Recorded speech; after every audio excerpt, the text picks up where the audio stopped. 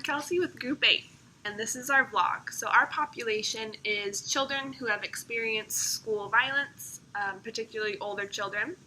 So according to the Centers for Disease Control and Prevention, school violence is considered to be any event that disrupts learning and has a negative effect on students in schools and the broader community. This includes bullying, physical fighting, cyberbullying, gang violence, and weapon use like in a school shooting.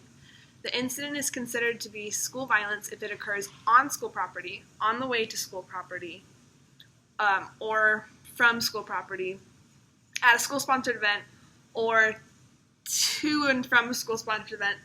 And now let's hear from Rianne.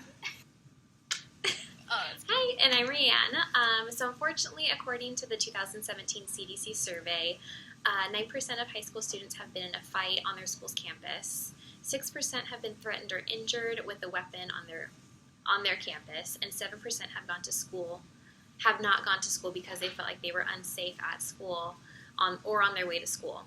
Regardless, school homicides, 85% being from firearms, single victim rates were stable from 1994 to 2016.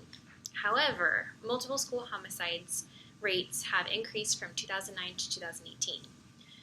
Regarding bullying, 1 in 5 high school students have reported being bullied at school. 28% middle schoolers, 16% high schoolers, and 9% of elementary school students reported being bullied within the last year.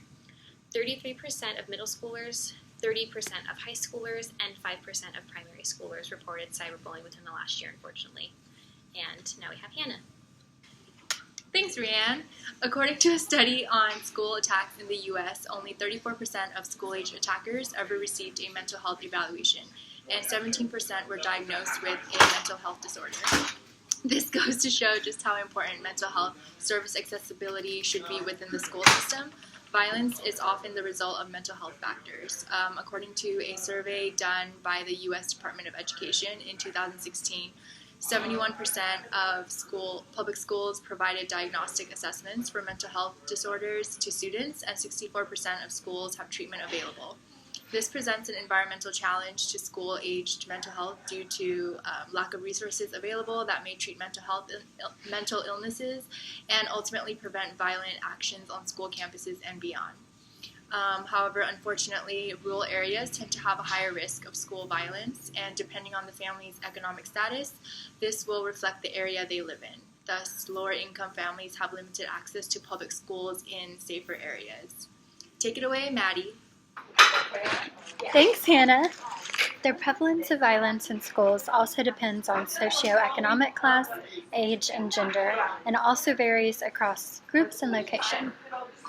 According to StopBullying.com, certain children are at risk for being bullied or experiencing school violence, especially when they are perceived as being different from their peers. This includes children who are overweight or underweight, wearing glasses, or being unable to afford what is considered cool.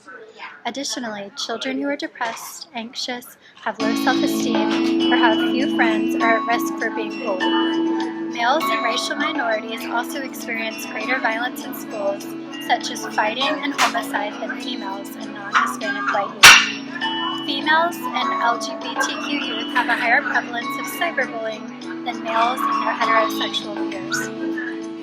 Some modifiable risks are that some things we can do to prevent violence in schools is to provide educators and parents with the tools necessary to talk to children about violence in school, what to do, and how to prevent it. Strategies to prevent school violence may include creating a safe community environment and connecting students with caring adults, such as a mentorship program. Thank you for watching.